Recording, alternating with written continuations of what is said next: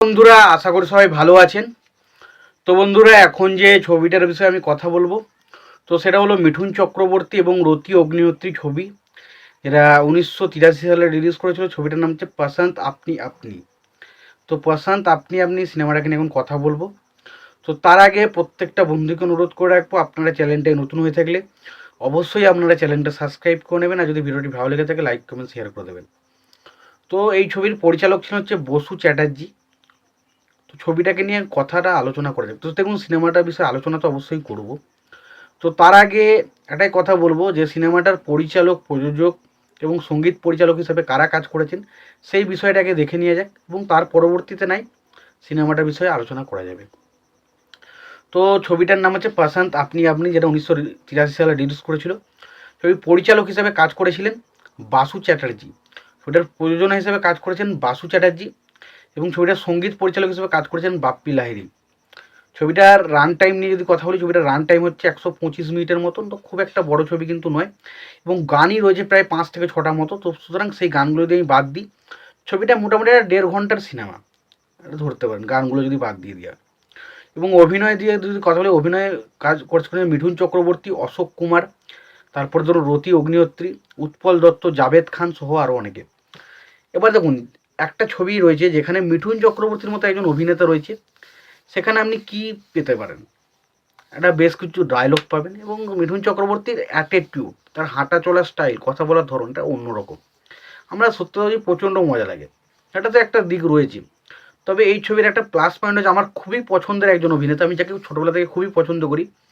জানি হয়তো এখনকার যারা অডিয়েন্স বা যারা এখন সিনেমা দেখতে ব্যস্ত রয়েছে, তারা হয়তো এই নামটা শোনেওনি, বা নামটা সম্বন্ধে তাদের সেরকম কোনো হয়তো খুব কমের ভাগ, হয়তো 5 থেকে 10% লোকের মধ্যে ধারণাটুকু আছে। উৎপল দত্ত।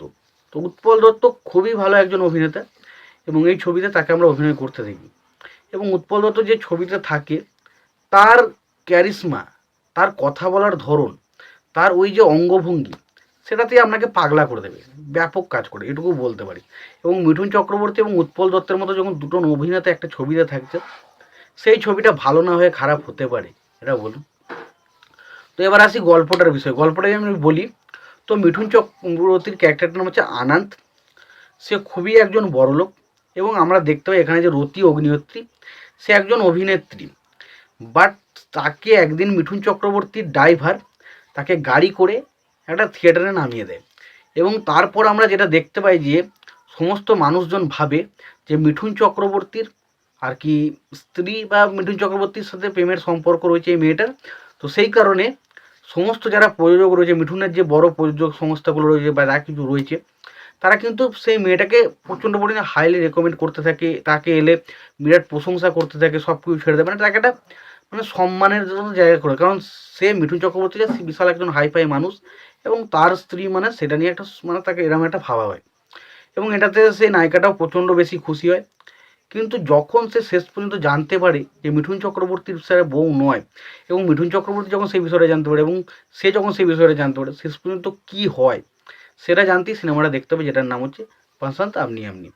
তো দেখুন, সিনেমার গল্প বা স্টোরি ওয়াইজ মোটামুটি ঠিকঠাক স্টোরি ছিল। তবে যেহেতু অভিনেতারা খুবই ভালো ছিল, মিঠুন চক্রবর্তী থেকে শুরু করে উৎপল দত্ত বা রতি অগ্নিহোত্রী, এরকম ধরনের অভিনেতারা রয়েছে, তো সেই কারণে ছবিটা কিন্তু দারুণভাবে বেরিয়ে যায়। তো আমার কাছে ছবিটা বেশ ইন্টারেস্টিং লেগেছে। তোমাদের কেমন লেগেছে ছবিটা জানিও। আর সবশেষে একটাই কথা বলবো, যদি ভিডিওটি ভালো লেগে থাকে অবশ্যই লাইক কমেন্ট শেয়ার করে দিও। চ্যানেলটা নতুন হয়ে থাকলে অবশ্যই তোমরা চ্যানেলটা সাবস্ক্রাইব করে নিয়ে পাশে বেল আইকনটা অবশ্যই প্রেস করে দিও। ভালো থেকো, সুস্থ থেকো, দেখা হচ্ছে পরবর্তী।